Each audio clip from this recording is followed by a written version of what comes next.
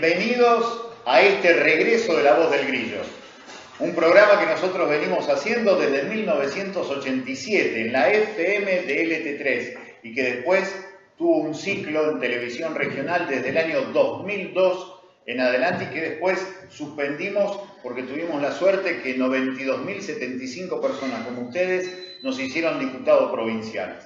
Por eso para nosotros volver a ser La Voz del Grillo es volver a ser aquellos que alguna vez quisimos construir junto a ustedes.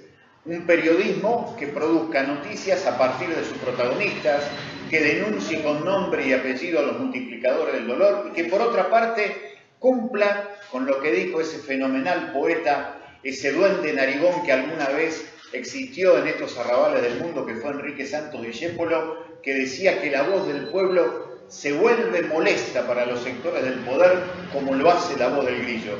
Por eso el nombre de nuestro programa. Bienvenidos a este primer capítulo en donde vamos a contarles a ustedes los padecimientos de trabajadores que quieren seguir en su vida cotidiana a través de lo que hacen, de lo que saben hacer y que increíblemente por negocios empresariales se van quedando afuera y una vez más la década del 90 parece volver a partir de lo que significa la multiplicación de la desocupación y la angustia de quedarse sin trabajo para muchísimas familias.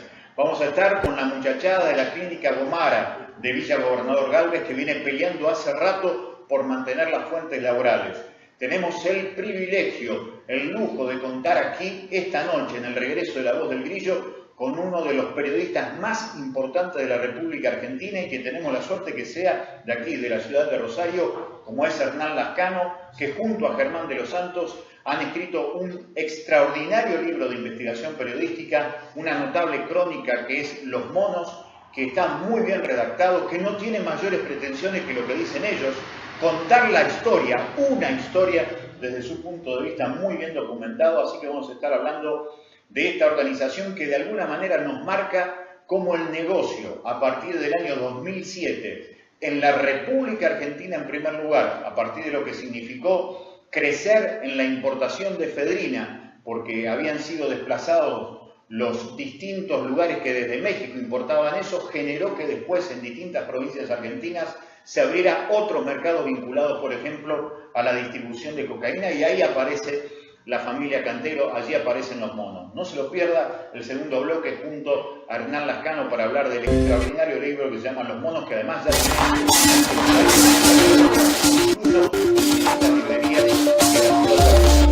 el tercer capítulo, los compañeros y las compañeras del Sindicato Único de Trabajadores de Concesiones Viales, Utracovi, porque están en juego nada menos que 200 puestos de trabajo por los planes económicos políticos que bajan del gobierno nacional y que pueden implicar nada menos que más de 200 familias de nuevo no sepan bien qué significa la palabra futuro. Después, nuestra candidata concejala Majo Jerez en el cierre de este primer capítulo que estamos haciendo por primera vez desde una metodología, desde una plataforma que se llama Facebook Live, que tiene como objeto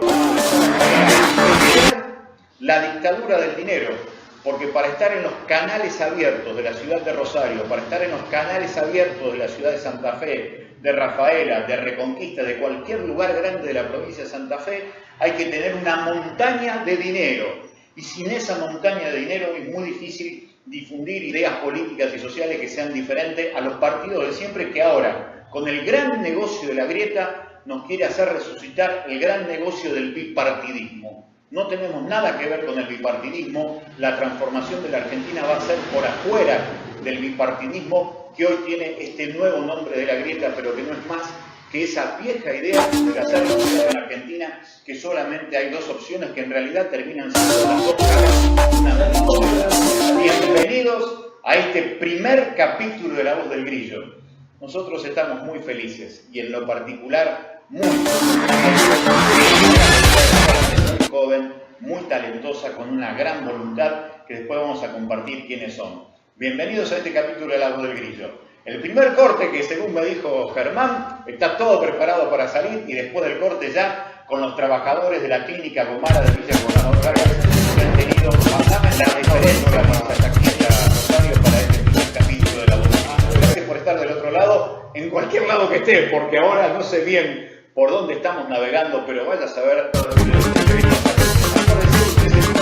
Con nosotros a través del Facebook del Frente Social y Popular o a través de nuestro teléfono celular, como hemos hecho durante toda nuestra vida, 0341 155 196 286, nuestro teléfono 0341 155 196 286. Vamos con el primer corte y ya después los trabajadores de la clínica Gomara con nosotros. Seguimos en esta primera edición de La Voz del Grillo y tenemos el gustazo de recibir al delegado electo por los trabajadores y por las trabajadoras de la clínica Gomara de Villa Gobernador Galvez, Neri Dosco, que ha tenido la amabilidad de venirse esta noche hasta aquí, hasta este primer capítulo de La Voz del Grillo. En adelante, Neri, muy buenas noches, gracias por estar. Porque tuvimos... Muy buenas noches, muchas gracias a vos por el espacio.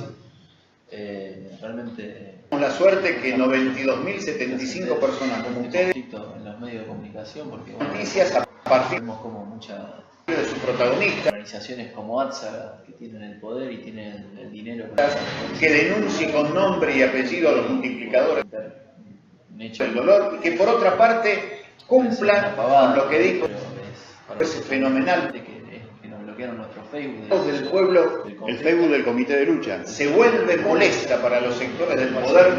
Hoy, más allá de que yo sea delegado, hoy estamos conformados en un comité de lucha que se organiza, que lleva adelante esta lucha y que, bueno, como lo hace La Voz del Grillo. Por eso el nombre de nuestro programa. Son 66 familias que se quedarían afuera de un negocio que tiene mucho que ver con algo que se está repitiendo en distintos lugares. Lo vimos en la clínica Saladillo, que el primero de una vez más, la década del 90 parece... Incluso se está viendo acá, en una de las distintas delegaciones que tiene este negocio del señor Paqués en la ciudad de Rosario, porque parece ser una manipulación de los empresarios de la salud a partir de lo que significa la multiplicación de la desocupación para reducir la planta laboral y después de quedarse sin trabajo. La famosa cápita del PAMI. Bueno, esto es algo que... Noche, en el regreso de La Voz del incluso cuando esta empresa se volvió PAMI dependiente, Grillo, con uno de los periodistas más importantes de la República Argentina y que tenemos la suerte que sea de aquí, de la ciudad de Rosario. Toda la comunidad, porque es el único sector de tercer nivel y por eso nuestra lucha trascendió de las puertas de la clínica más allá de los 66 puestos de trabajo. Esto que vos bien venías diciendo con respecto a lo que viene el negocio del empresariado, digamos, en este caso es de Eduardo Paqués. Eduardo Paqués administró 5 clínicas, digamos, más allá de Gomara y el de Cayo Urquiza, que es su casa matriz, digamos, que en este momento también están a través del gremio siendo negociados dentro de la oficina del Ministerio de Trabajo, donde no participan los trabajadores, claramente.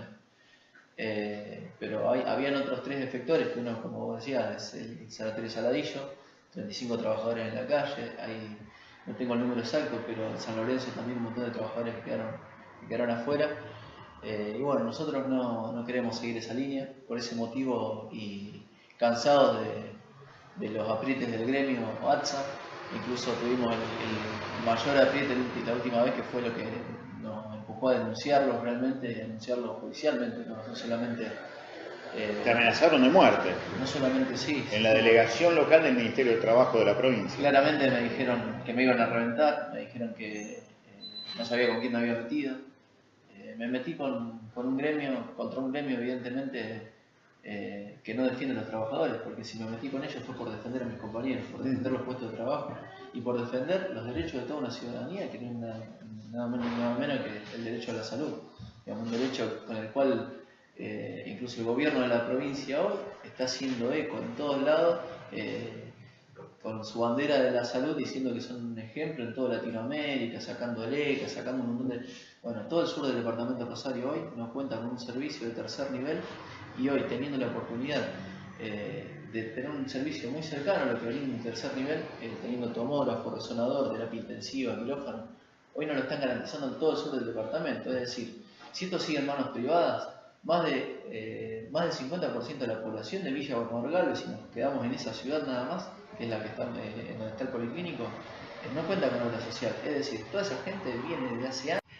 Seguimos en La Voz del Grillo después de una pequeña interrupción por esos fantasmales espectros de la página web y esas cuestiones tecnológicas que a nosotros nos superan largamente, pero seguimos aquí en La Voz del Grillo. Veníamos hablando con Neri Dosco, el delegado auténtico de los trabajadores de la Clínica Gomara de Villa Gobernador Gálvez, y estaba diciendo él de la necesidad que, entre otras de las posibles salidas, es que se estatice, se provincialice un servicio que de alguna otra forma hoy no se está garantizando para la población de Villa Gobernador Gálvez. Sí, exactamente. Por ese motivo también es que se acercaron un montón de asociaciones vecinales, de organizaciones políticas, centros de jubilados, porque hoy imagínate que ahí se atendían más de 7.300 jubilados. Claro, los afiliados directamente al PAMI que tienen que ver de Villa Gobernador Gálvez. Y hoy se tienen que trasladar efectivamente a Rosario para poder tener una atención como corresponde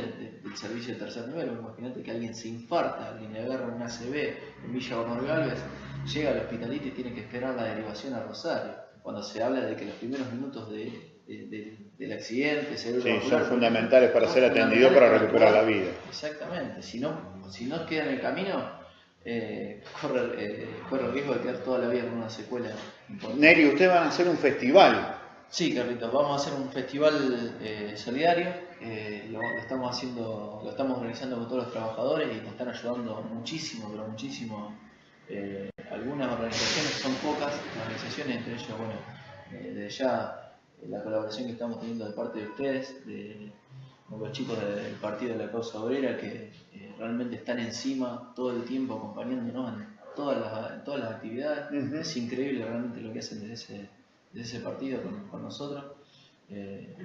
AMSAFER Rosario, que nos dieron el espacio, convocaron a un plenario de delegado y nos invitaron a colaborar los docentes, colaboró la comisión directiva de AMSAFER Rosario.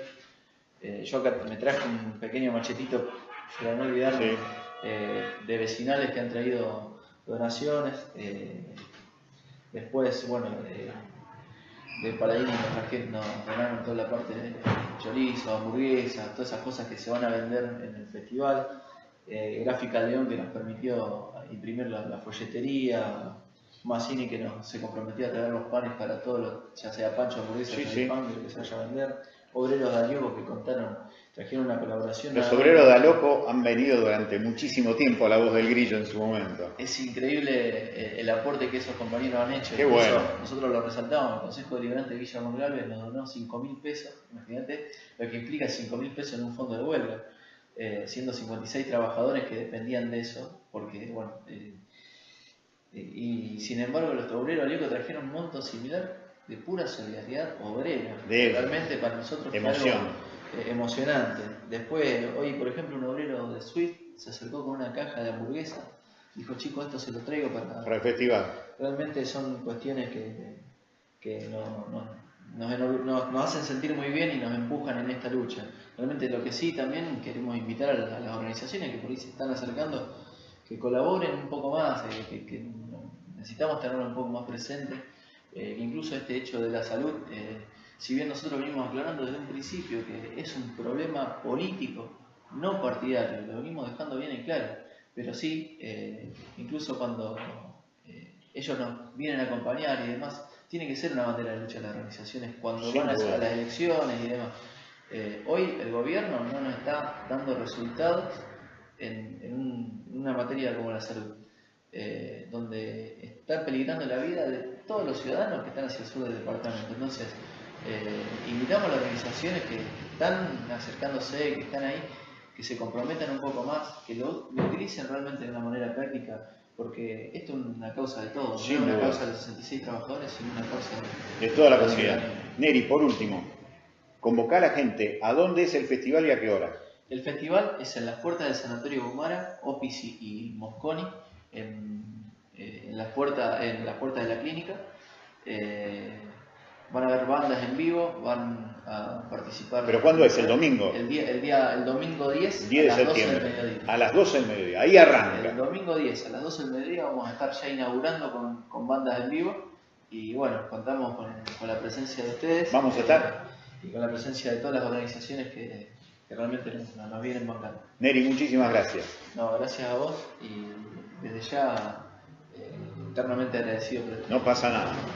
Neri Dosco con nosotros, delegado de los trabajadores de Clínica Gomara de Villa Gobernador Galvez, en este primer bloque del regreso de La Voz del Grillo. Vamos a ir con un corte, yo siempre decía, vamos a la tanda, vamos con un corte y después con nosotros Hernán Lascano, uno de los mejores periodistas de la Argentina, está trabajando hoy, por supuesto, usted lo lee permanentemente en el diario La Capital, ha escrito junto a Germán de los Santos un libro extraordinario sobre los monos, lo venimos a charlar aquí después de este corte en La Voz del Grillo, después los trabajadores de concesiones viales de los peajes y después Majo Jerez. Plato fuerte para el inicio de esta noche de La Voz del Grillo, 0341-155-196-286, nuestro teléfono para que usted nos mande un mensaje de texto y después, a partir del Facebook, ¿cómo se hace eso, Germán? ¿Está entrando algún mensaje? Está sufriendo tanto Germán Mangione, le está poniendo el alma.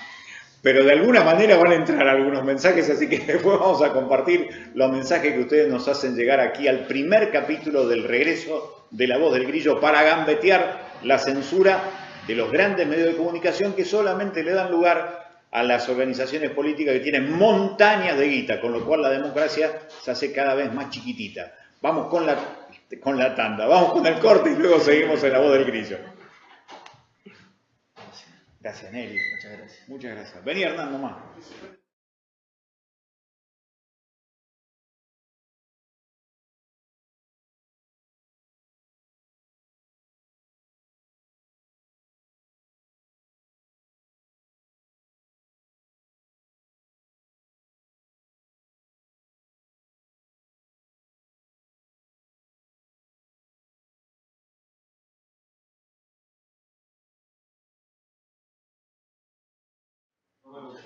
Seguimos en La Voz del Grillo y tenemos el gustazo de compartir este espacio en el recuperado espacio de La Voz del Grillo con uno de los mejores periodistas de la Argentina, Hernán Lascano, es autor junto a Germán de los Santos de este extraordinario libro que es una de las historias posibles, como dicen ellos, sobre los monos, pero es el primer libro sobre los monos de lo que significa esta organización distribuidora de cocaína, pero que entró o empezó a hacer una cosa totalmente diferente y está muy bien explicado.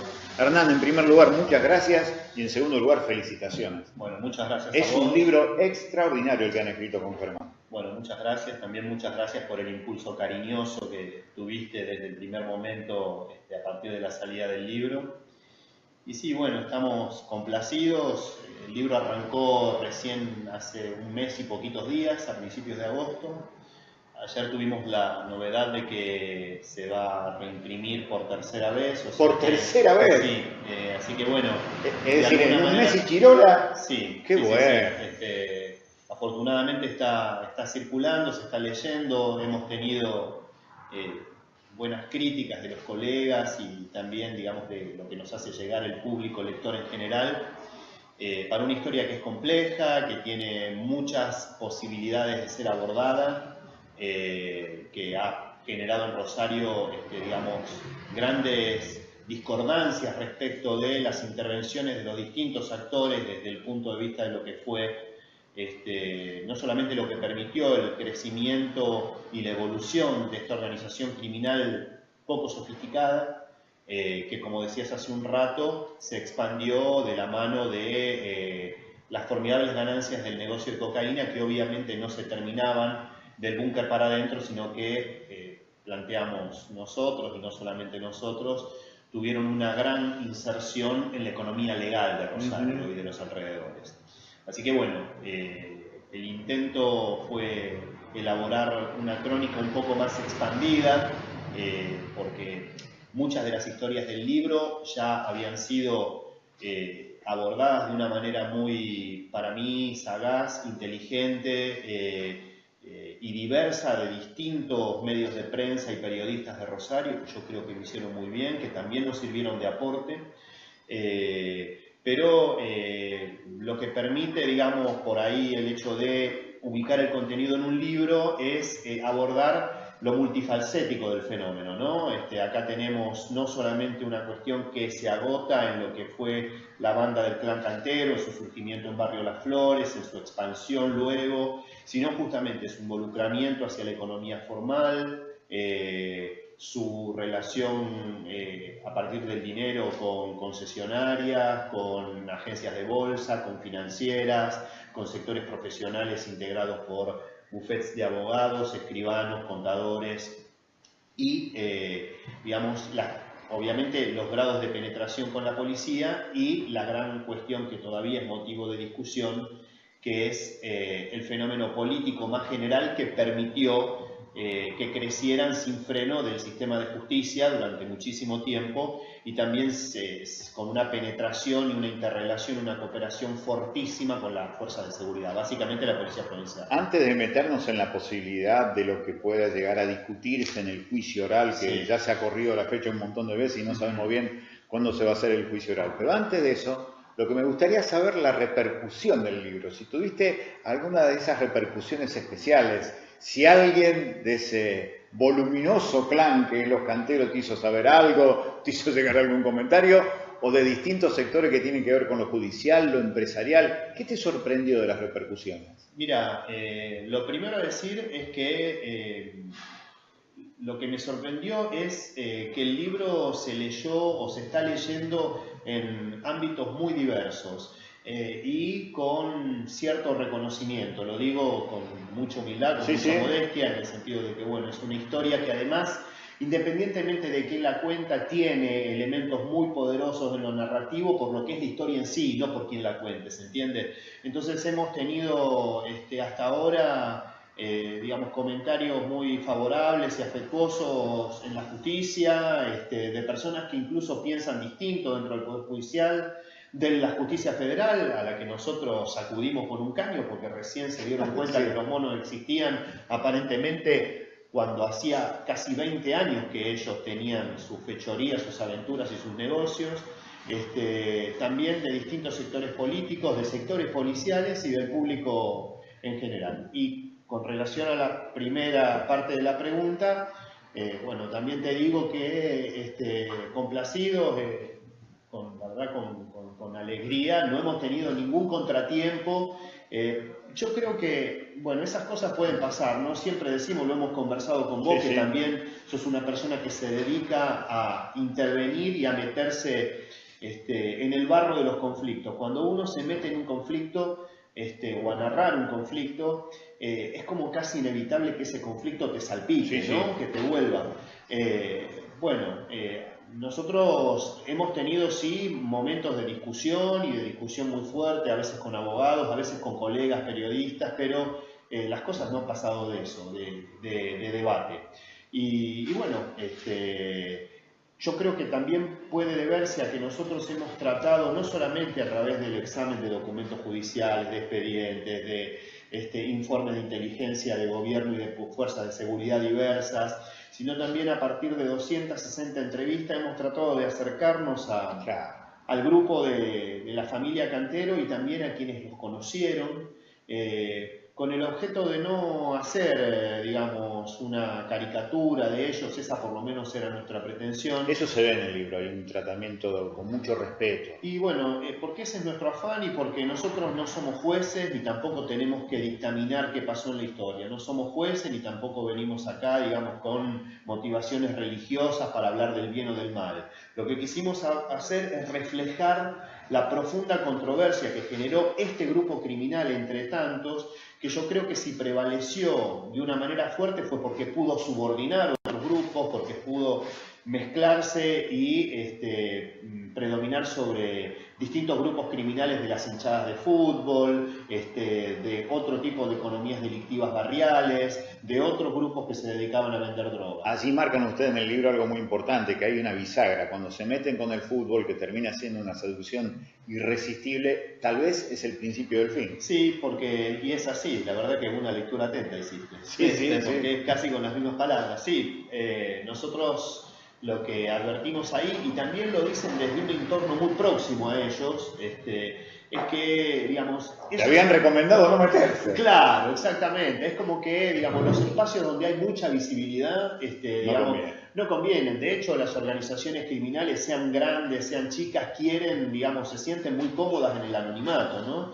Y otra cosa que me parece que fue muy fuerte, digamos, ya para definir la cuestión de la declinación de los monos, fue esa explosión de violencia posterior al asesinato de su líder, el pájaro cantero, que no solamente los hizo muy visibles, porque además, digamos, estaban siendo escuchados, sino que generaron un grave problema de orden público porque, digamos, la oleada de homicidios que sucede al crimen del pájaro hace caer prácticamente en un abismo, sobre todo al Poder Ejecutivo, al gobierno de ese momento de Antonio Bonfatti, a quien no se le reconocía reacción frente a un problema que nosotros entendemos como mínimo estuvieron lejos de entender.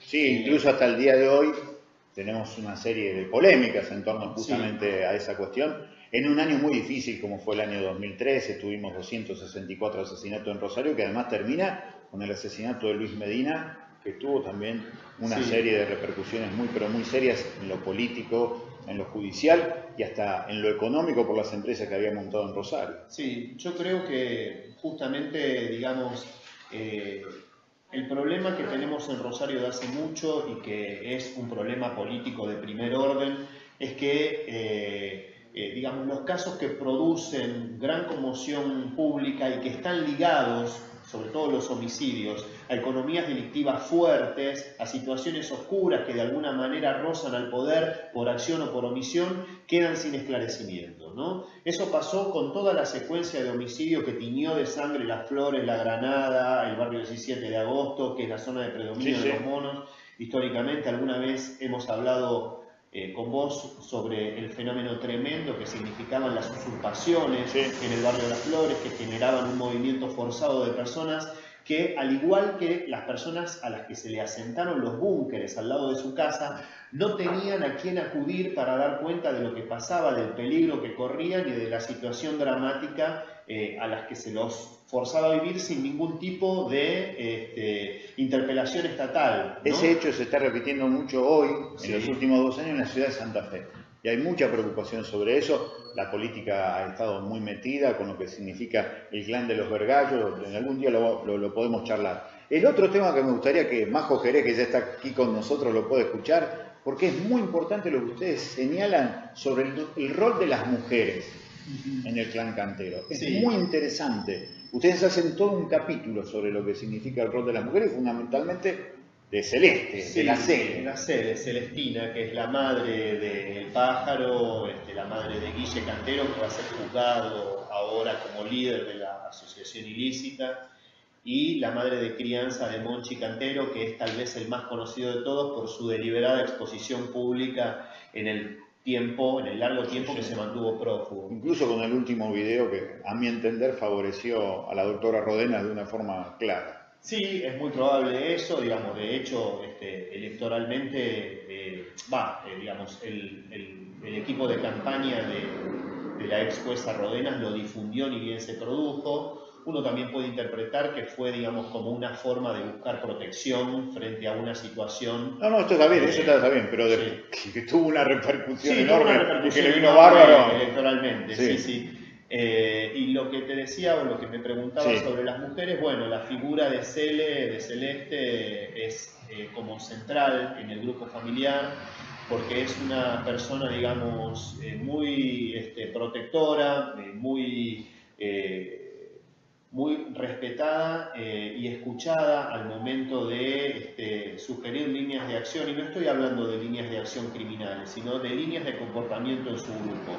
El pájaro cantero, que era el estratega, que era la persona que, digamos, está señalada como aquel que vio el pasaje de producción que los volvió millonarios, que es el de economías delictivas diversas al manejo de la comercialización de la cocaína, la tenía ella como, digamos, como una persona central. Y bueno, Cele va ahora a juicio no solamente por el tema de asociación ilícita, en realidad por esto está condenada en juicio abreviado, sino por el hecho de que a ella se le atribuye haber tenido un rol principal cuando sus hijos ya estaban en cárcel o ya habían sido alcanzados por la violencia, ¿no? En la organización, junto con otras mujeres, con la mujer de Guille Cantero, que es Vanessa Barrios, y con la mujer de Emma Chamorro, que se llama Jessica Loan, de un tráfico de drogas muy importante cuando sus maridos estaban presos en la cárcel. Asumieron la conducción del negocio.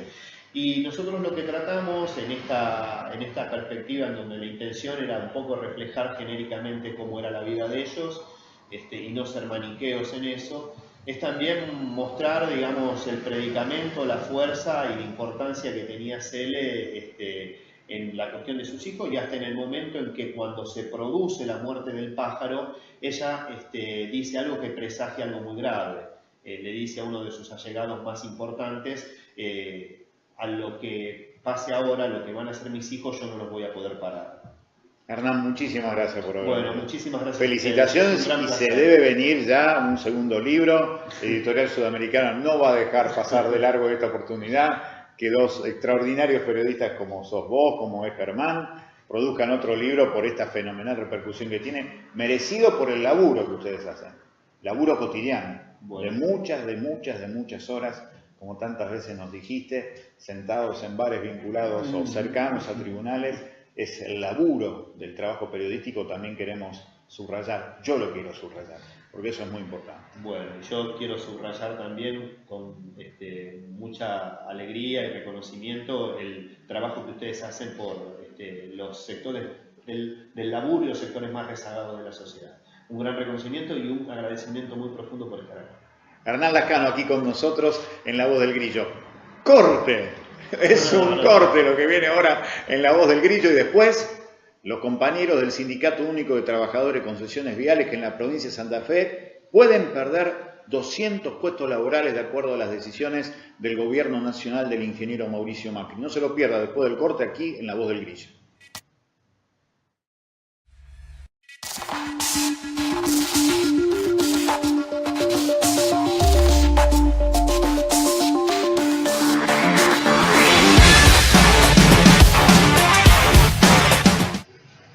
Seguimos en La Voz del Grillo, me puse los lentes porque han llegado algunos mensajitos. Uya de Rosario dice: buen inicio de programa por Facebook Live, las voces del pueblo deben escucharse en estos espacios. Felicitaciones a todo el equipo, dicho sea de paso, el equipo es maravilloso. En el switcher, como le decíamos nosotros, los que somos de la vieja televisión, Germán Mangione, que además es un periodista extraordinario por otra parte. Gracias además por la humildad, Germán, realmente muchísimas gracias por la capacidad puesta al servicio de todo esto. David Pire, que está como camarógrafo, muchas gracias David por estar. Lola Castelá, Luz Olazagoitía, muchísimas gracias por poner absolutamente todo. Daniel Basalo, como siempre aquí, en este estudio que está en el Frente Social y Popular, San Lorenzo 1453 de la ciudad de Rosario.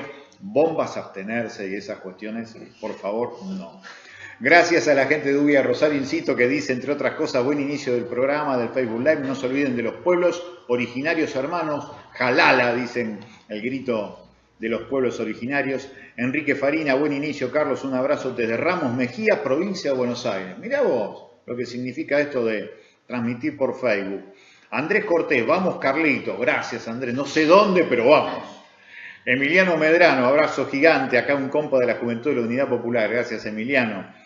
Sonia, vamos los compañeros de la clínica. Janina Braidotti, gracias Carlos, un fuerte abrazo. Carlos Rinaldi, agradecidos por la vuelta, gracias Carlos. Lucio Adino, voy con vos del Frade, gracias. Desde algún lugar de Europa estará nuestro amigo, el compositor, que se llama, se me piantó, Leonel Capitano, exactamente, gracias Daniel. Antonio Batemarco, toda la suerte de este nuevo emprendimiento comunicativo, gracias Antonio. Norberto Beto Peña, los saludamos desde la ciudad de Pérez, muchas gracias. Javier Ojeda, genial. Juan Alberto Barrientos, éxito Carlos. Juan, gracias por la nota también de esta tarde. Mono Saavedra, felicitaciones al equipo de comunicación excelente. Mono, gracias por pintar Rosario, vamos a pintar todo Rosario de acá al 22 de octubre. Pablo Landó, felicitaciones Carlos, muy buena la calidad de la transmisión. Qué contento que está la muchachada acá. Que recién le rezamos a San Facebook para que de alguna manera salga la transmisión y se está logrando. La verdad, muchísimas gracias. Y gracias a la gente que está aquí con nosotros. Gabriel Berardo, a quien conocemos desde hace 20 años, cuando se iniciaba este sueño colectivo de tratar de agremiar a los trabajadores de las estaciones de peaje.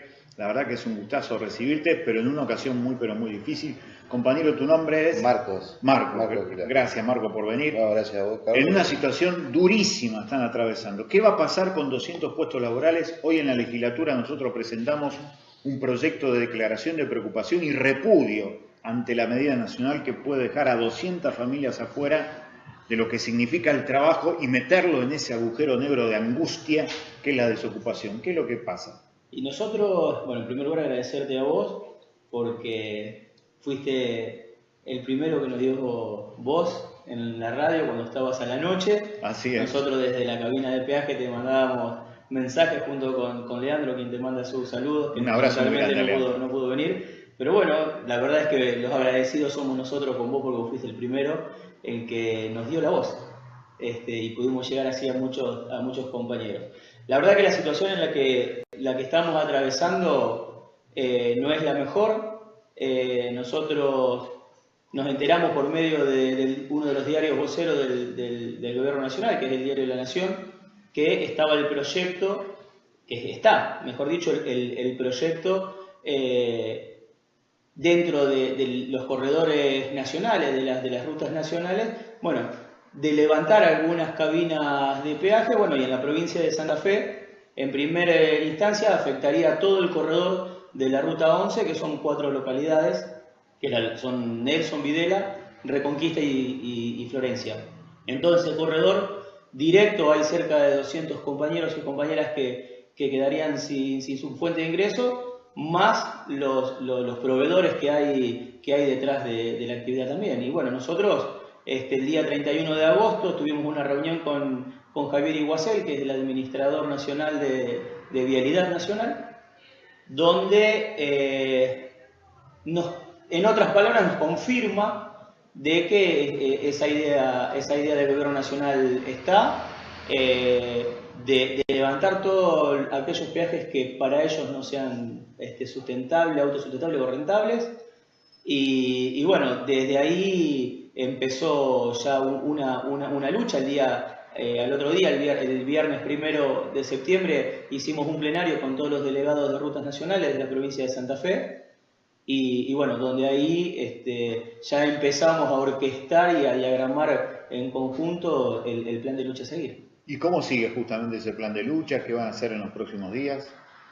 Y hoy por hoy estamos hablando con todo el arco político de la provincia, los mismos chicos de las estaciones, Nelson, Videla, Reconquista, Florencia, y en realidad de toda la provincia, porque también esto va a atentar contra la 34 y la Ruta Nacional 33.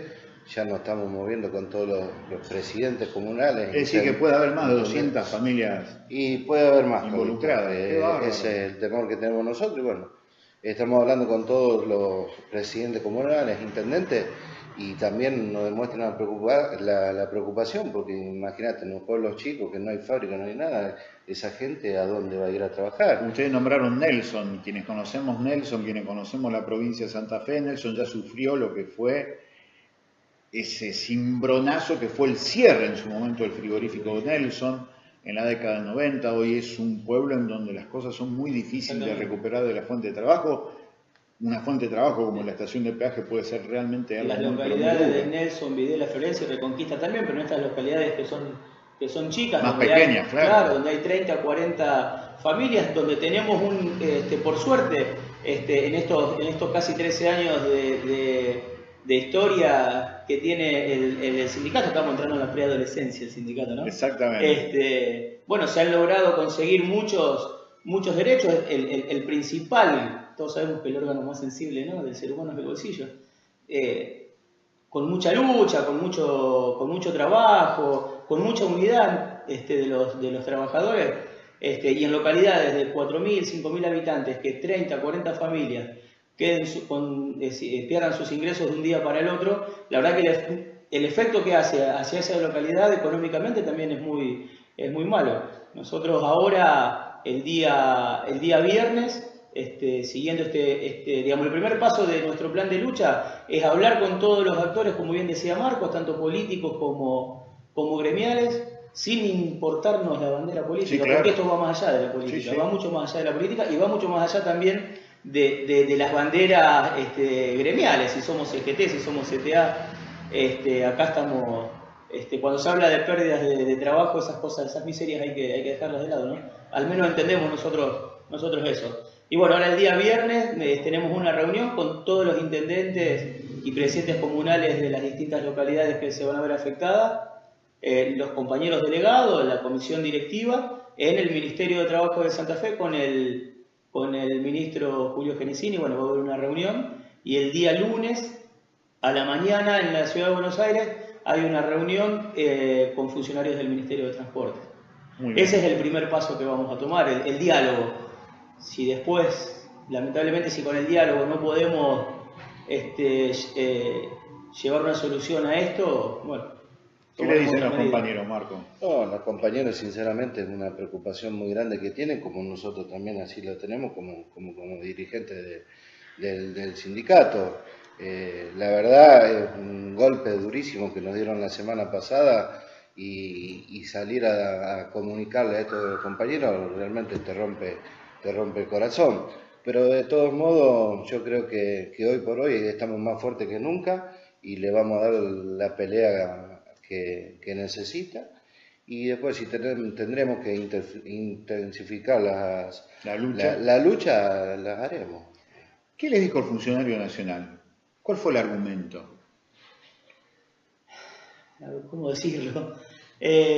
No, nos dijo que ellos hicieron todo un estudio de la red caminera de carreteras de Argentina, sí, es de 40.000 kilómetros, hay 9.000 que son concesionados y en los cuales hay 1.000 que el número no le cierra.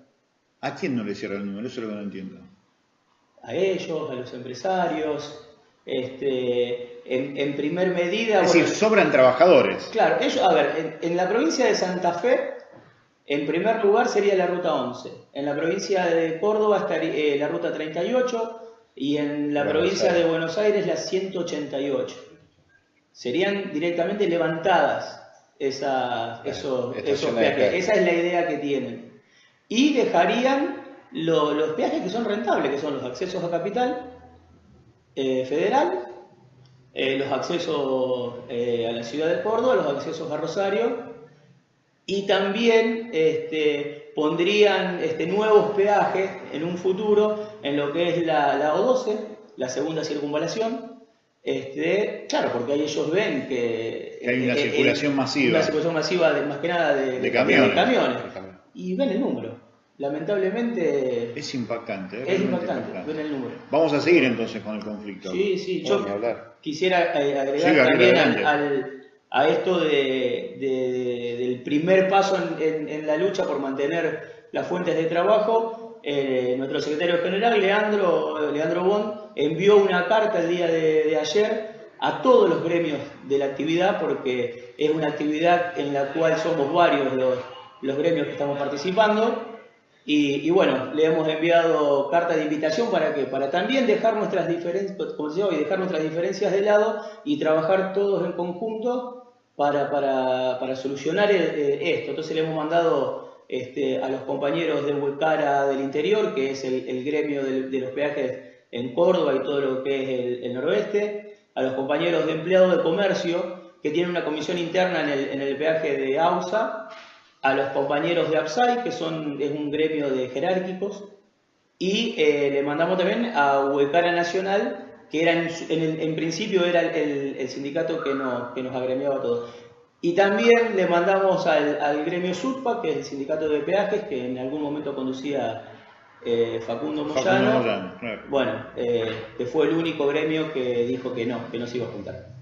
Como siempre, la vieja lucha histórica. Muchas gracias por haber venido. No, gracias a vos y a toda tu audiencia. Y gracias por la paciencia de esta nueva forma de intentar llegarle a la gente, pero de alguna manera esto se va a subir a YouTube, se va a poder ver en cualquier momento, y por eso estamos convencidos que esto va a tener muchísimas reproducciones, que hay que empezar a alentar estas plataformas que gambetean el cerrojo que ponen los grandes medios, que son grandes empresas y que solamente lo que quieren ver es exactamente esto: dinero a cambio de comunicar. Y eso es la subordinación del conocimiento popular. Muchísimas gracias por estar aquí. Gracias. Vamos a ir con el corte y luego del corte con nosotros la querida Majo Jerez, primera candidata concejala por el Frente Social y Popular en Rosario para las elecciones del 22 de octubre. Va a ser un privilegio que en diciembre Majo ya forme parte del nuevo Consejo Municipal en la ciudad de Rosario. Para vivir diferente hay que votar diferente y eso es verdad. Si vota siempre igual, no se queje.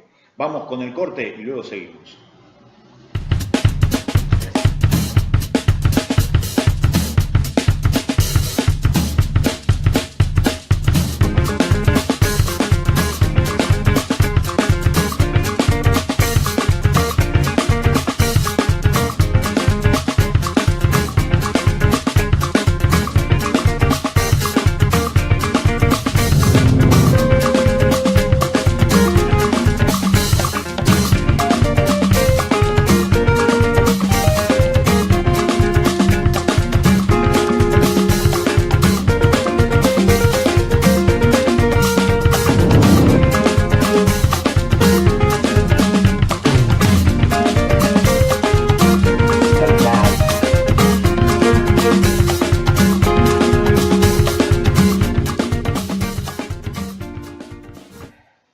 Seguimos en La Voz del Grillo, gracias a la gente que se comunica con nosotros. Lola, ¿cómo se comunica la gente con nosotros, dicho sea de paso? ¿A través del Facebook? ¿Cómo hace? ¿Mensajitos del Facebook son? Habla, no hay problema, Lola, ¿eh? Yo te banco, no te hagas problema. Comentario en el Facebook, bien. Gonzalo Barbona dice, vamos Carlitos, todos los pibes del norte te acompañamos. Gracias, mirá vos del norte nos están viendo. Vamos a ver si vamos a Intillaco la semana que viene porque tenemos muchas cosas que hacer en Santa Fe. Pero la idea es ir, por supuesto, al querido norte profundo de nuestra provincia. Omar Godio, Sutracovi, siempre poniéndole el pecho a los trabajadores del peaje de Santa Fe. Gracias, Omar, por escribirnos. Sabina Bulfoni, Carlos, no te alejes de los medios, te necesitamos, mucha suerte. Yo no me alejo, me alejan, que es otra cuestión casi histórica, te diría Sabina, que siempre me han hecho eso y lo logran con absoluta facilidad. Leticia Cuagliaro, gracias Leti por escribir, excelente transmisión, muy buena la vuelta al ruedo de nuestro querido Delfrade y de entrañable programa, gracias Leti. Adolfo Rosa, felicitaciones por este primer programa, gracias Tito, la semana que viene seguramente estarán ustedes aquí. Entre otras cosas, la semana que viene vamos a estar hablando mucho del tema de educación, se viene el 11 de septiembre, el Día del Maestro, la figura contradictoria, enorme, pero enormemente contradictoria de Domingo Faustino Sarmiento, ustedes saben que los fantasmas de la historia forman parte del presente, así que sobre eso vamos a estar charlando seguramente la semana que viene, que vamos a ir anunciándole a través de Facebook, Twitter, porque tenemos Twitter, ahora yo no lo puedo creer, no lo sé ni manejar, pero no importa, le vamos a avisar cuándo vamos a estar la semana que viene. Majo Jerez con nosotros, ¿cómo andás, Majo? Buenas noches. Buenas noches, un poco gripada, pero bien. Y contenta. Sí, contenta, sí. ¿Cómo viene esta idea de meterte en el Consejo Municipal? ¿Por dónde querés encarar fundamentalmente esta etapa de acá al 22 de octubre? ¿Qué te gustaría contarle a la gente? ¿Por qué te tiene que votar? Me parece que es una etapa distinta a las anteriores, en el sentido de que ya se ha despejado bastante el escenario, va a haber 8 listas y se abre la oportunidad también de que se escuche con mayor tiempo y aire nuestras propuestas y todo lo que venimos a decir, que tiene mucha potencia, que tiene un sentido muy valioso, porque hay mucho trabajo colectivo atrás. Yo cuando pienso en la posibilidad de que entremos, lo pienso en ese sentido, de que es todo un trabajo colectivo que se viene desarrollando, que en mi caso en particular, muy arraigado en lo que es el movimiento de mujeres, el grito de Ni Una Menos en nuestra ciudad, que ha plantado una serie de demandas muy importantes y que le ha permitido a muchas mujeres ponerle nombre a las cosas que le pasan, a las distintas violencias que viven. Y eso es habilitar otro tipo también de construcción de política, otra forma de hacer política que venimos haciendo las mujeres todos los días y que, bueno, ahora es posibilidad y es el momento de que en el Consejo eso también se empiece a expresar y se viva representado.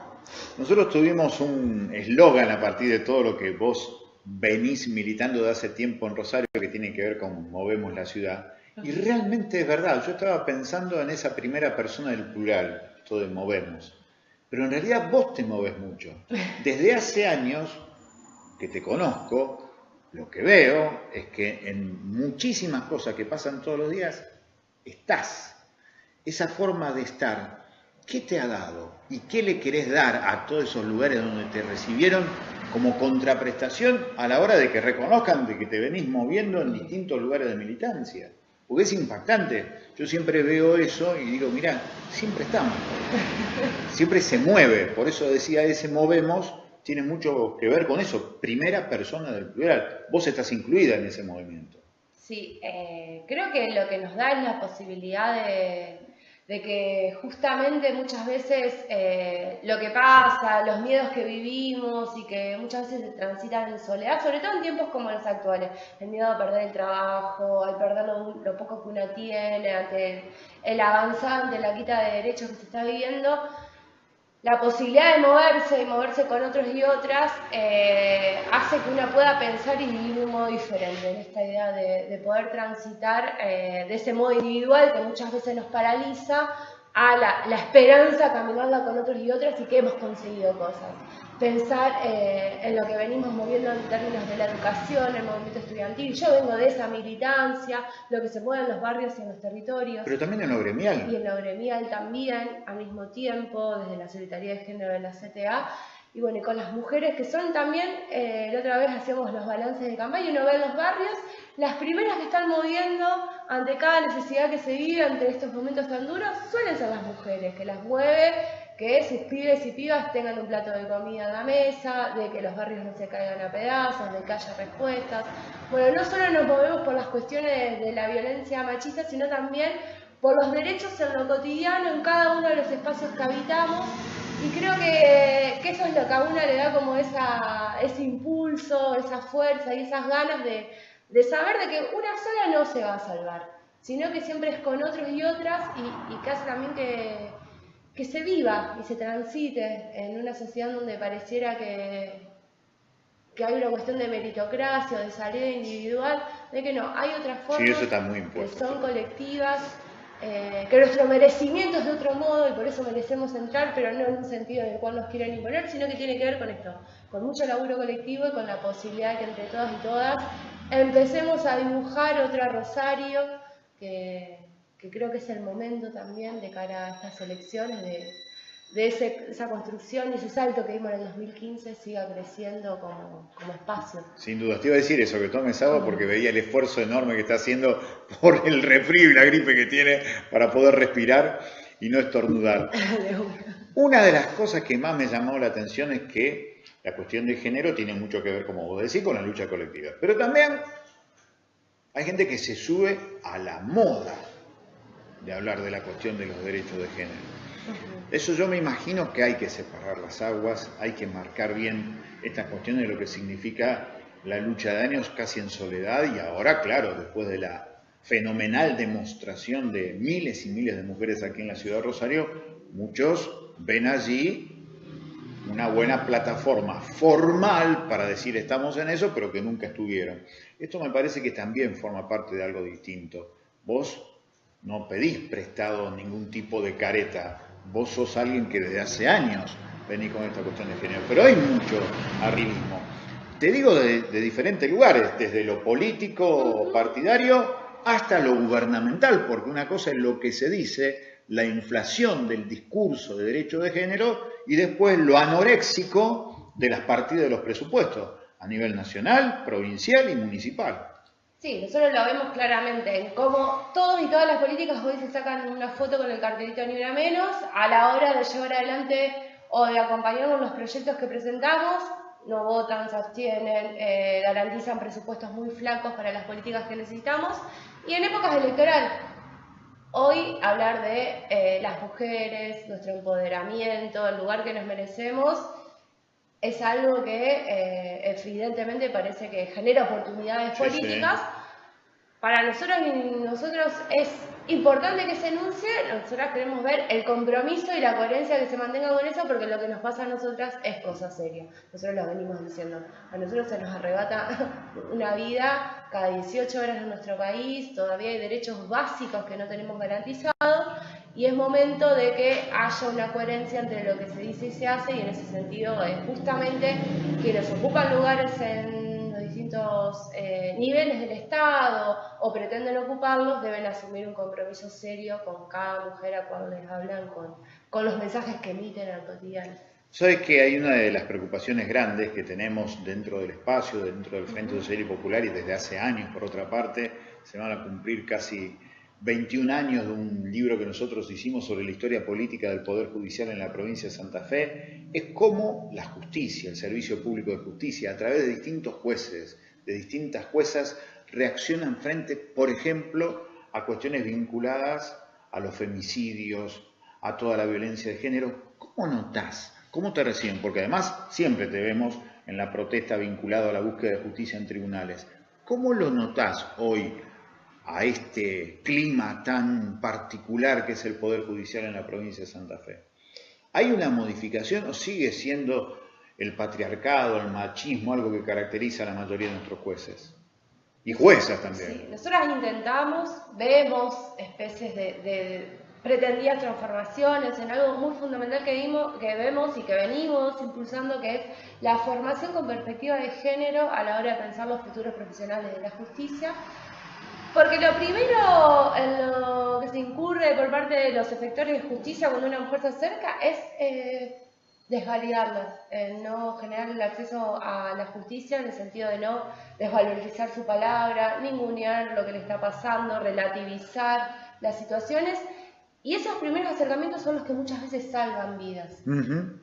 Gran parte de los femicidios que se cometen, esas mujeres hicieron más de una vez una denuncia y no se les dio respuesta. Entonces nosotras venimos planteando, sobre todo porque está habiendo una pretendida avanzada punitiva como respuesta, y en donde lo que pasa a nosotras, se usa nuestro nombre para avanzar reformas del Código Penal, modificaciones en la ley de ejecución de la pena, y nosotros decimos que no nuestro nombre, que no son esas medidas las que van a salvar nuestras vidas, sino medidas preventivas y protectivas.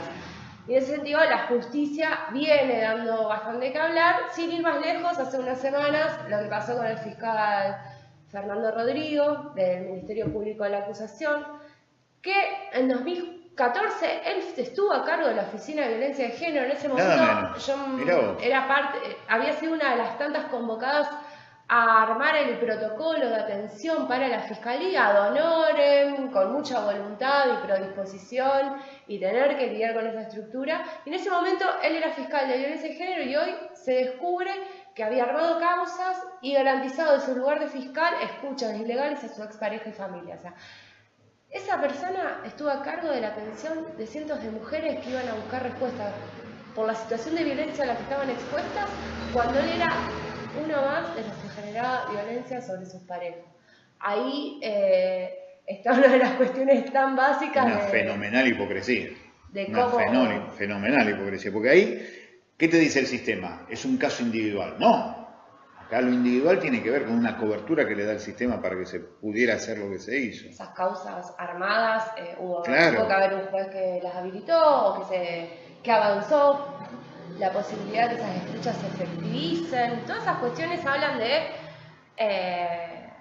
que también hay que trabajar porque quienes después habitan esas estructuras, esas instituciones, son personas socializadas en un sistema que sigue siendo profundamente machista, y que hay que trabajar muchas cuestiones y que hay que tener un nivel de sensibilidad muy especial, pero también de efectividad, porque hay que tener respuestas a la altura de las circunstancias de cada mujer que va al Estado en búsqueda de ayuda y de poder salvar su vida. Dentro de 2 semanas seguimos hablando, ¿te parece, Majo? Por lo menos acá. Después Sí, todos los días hablamos. Todos los días, pero muchas gracias, y la verdad que es muy bueno que esté la voz del grillo, que esté también en las redes, que Pero permite mirá, que aparte qué que equipo llegue a que tenés, muchos y qué muchas. equipo fenomenal. Extraordinario la gente que está acá. Ya nuestro camarógrafo David se puso la capucha porque no quiere ser identificado cuando salga de acá por lo que haga hecho, me da la sensación. Vamos a ir con el último corte y después hacemos la contratapa, el epílogo de este primer capítulo de La Voz del Grillo. Como no hay gente que me apura, yo me estiro un cachito más en la cuestión del tiempo, así que por eso hacemos el corte y después hacemos el epílogo, la contratapa de este primer capítulo del regreso de La Voz del Grillo.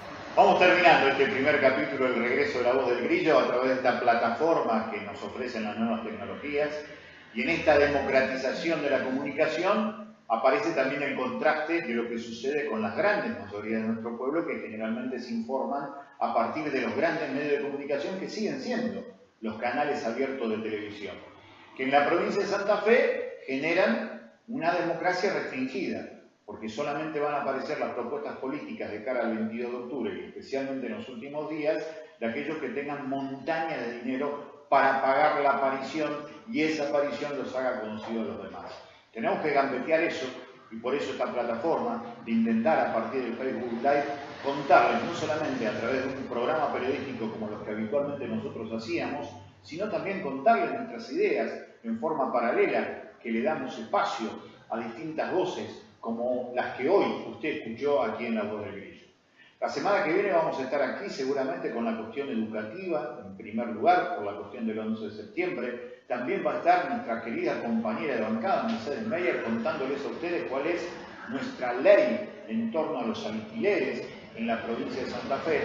Y en forma paralela, todos aquellos hechos que venimos discutiendo en los últimos días, esta cuestión de muchos policías detenidos por una justicia federal que hace lo que no hace el Poder Ejecutivo, porque lo que está sucediendo con asuntos internos, esa división de la santafesina Sociedad Anónima, que supuestamente es la policía de la policía, en realidad, en lugar de producir justicia, produce impunidad, en lugar de descubrir, encubre, con lo cual se reciclan comisarios que tienen enriquecimiento ilícito o muchas causas por enriquecimiento ilícito, más de 300 policías asociados a premios ilegales, a torturas, que increíblemente la fuerza sigue enseñando y transmitiendo desde la década del 70 adelante. Gracias, Lola, por compartir con nosotros algunos de los mensajes. Y después la cuestión estructural de lo que no se habla hoy en la Argentina. En una Argentina que está conmovida por la desaparición de Santiago Maldonado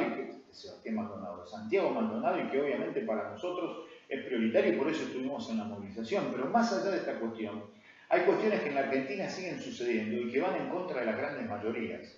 Por ejemplo, en los puertos, que tienen que ver con toda la dimensión de la geografía de la Argentina, ya el Estado se corrió. Hay una decisión política de correr al Estado para que justamente entre y salga lo que se les antoje a las multinacionales que manejan los puertos. Fíjese usted la contradicción del discurso del gobierno de Macri. Por un lado, la ministra de Seguridad, Patricia Bullrich, dice que le están ganando al narcotráfico y en forma paralela, por el puerto que ya no controla el Estado de Bahía Blanca, sale una tonelada de cocaína que nosotros nos enteramos cuando llega a Canadá. Una tonelada de cocaína que fue producida en la Argentina. La pasta base llegó de Perú o de Bolivia, pero se produjo en la Argentina. Atravesó varias fronteras y se exportó. Salió del puerto de Bahía Blanca y nadie lo controló porque el Estado ya no está. Porque esto lo pidieron las multinacionales y lo dio el gobierno nacional. Fenomenal negocio que demuestra cómo el narcotráfico se sigue reproduciendo. El año pasado se habían secuestrado 5 toneladas de cocaína. En un solo viaje de la Argentina a Canadá, 1 tonelada, el 20% se exportó de lo que se había supuestamente decomisado el año pasado. El fenomenal negocio de la cocaína, por un lado, cada vez con mayor producción. La Argentina ha producido muchísima cocaína, desde el gobierno de la Rúa, pasando por el gobierno de Dualde, por el gobierno del kirchnerismo y por el gobierno del macrismo. Somos grandes productores y exportadores de cocaína, terceros exportadores de cocaína hoy de América hacia Europa, segundos productores y exportadores de metanfetamina de América hacia Europa. Somos un país narco y además exportador, porque es un fenómeno comercial que todos los gobiernos han amparado y protegido. Por eso, cuando le hablan de que son algunos los que combaten al narcotráfico, no les crean, porque en realidad han protegido y han producido esto que después nos arranca la vida de los pibes. Por eso nosotros vamos a hacer un seminario dentro de poco que se llama Quebracho y Cocaína, porque Quebracho remite a la vieja película de Ricardo Bulicher del año 70, cuando decía que para manejar un país no es necesario ponerle la bandera del país dominante, solamente hace falta manejarle los puertos, los medios de comunicación y los medios de transporte. Eso es lo que hoy pasa. Quebracho y cocaína, la síntesis de aquella película y lo que hoy está pasando en la Argentina, forma parte del presente en el cual hoy nos enfrentamos de cara al 22 de octubre, en donde el bipartidismo, contra el cual luchamos tantas veces, hoy se replantea en la Argentina con la leyenda de la grieta. Gran negocio para el macrismo, gran negocio para el kirchnerismo, y que por supuesto nosotros intentamos gambetear esa situación. Gracias por los llamados. Voy a buscar el lente, y disculpe que acá me fui de foco, pero si no, no voy a leerlo. Claudio Seca, muy buena iniciativa usar las nuevas tecnologías para gambetear a los medios hegemónicos y su manipulación. Un abrazo, gracias Claudio por compartir con nosotros. Cintia Arapa, excelente programa, excelente transmisión. Difundan por favor esta actividad en Rosario. Saludos Carlos y equipo. En Rosario se organiza los días 9 y 10 de septiembre en el Monumento el 11º Encuentro Nacional de Naciones y Pueblos Originarios. Muchísimas gracias por el mensaje. 6 de septiembre, una fecha con mucha historia. 6 de septiembre de 1930, el primer golpe contra el gobierno de Hipólito Yrigoyen. Ese golpe que tenía fuerte olor a petróleo, porque se había desarrollado yacimientos petrolíferos fiscales de tal manera que cuando Mosconi estaba al frente de YPF se reducía el precio de la nafta, se reducía el combustible y la Argentina se desarrollaba en todo el país gracias a YPF. Todo eso forma parte de un pasado que nos quisieron hacer creer que ya no se puede volver. Es mentira, hay que recuperar la totalidad del petróleo en la Argentina. Y algo más, la matriz del golpe del 6 de septiembre de 1930 era concentrar y extranjerizar riquezas a favor de pocos. Cuidado con eso, porque sigue siendo la voluntad de dominio de las clases dominantes en la Argentina. 6 de septiembre de 1991, lo mataron al ingeniero Regino Maders, un ex senador de la provincia de Córdoba. Estaba investigando el narcotráfico de los pliegues íntimos del Estado cordobés, gobernado en aquel momento por Eduardo César Angelos. Es el primer crimen de Estado que vincula el narcotráfico como lo que es un negocio paraestatal y que mataba justamente para seguir produciéndose desde el Estado cordobés. Hasta los cordobeses lo han olvidado. Nosotros fuimos a declarar en esa causa de lo que fue el crimen de Regino Maders. Postales de un pasado que, como siempre decimos, están abiertos en el presente. Gente, gracias por todo, que la pasen muy bien. Mañana, a la querida gente de la ciudad histórica de San Lorenzo, vamos a estar en la Feria del Libro presentando Geografía Narco. El día sábado estaremos a las 2:30 de la mediodía en la Facultad de Comunicación Social en un encuentro que hace el ALDE, y a las 4:30 de la tarde en el primer Congreso Argentino de Seguridad, debatiendo con 6 ministros de seguridad de 6 provincias argentinas y con el senador provincial Lisandro Enrico, que quiere imponer penas cada vez más fuertes contra los pibes, que quiere imponer la ley del narcomenudeo. Nosotros decimos que no, que eso no va a mejorar la situación, al contrario. Por eso vamos a debatir. Eso es en la UCEL, en Corrientes y Pellegrini, a las 4:30 de la tarde el sábado. Si todo va bien, el jueves que viene vamos a estar haciendo el segundo capítulo de La Voz del Grillo. Gracias por estar del otro lado. Recuerden mi teléfono celular 0341 155 196 286. Hasta el jueves que viene.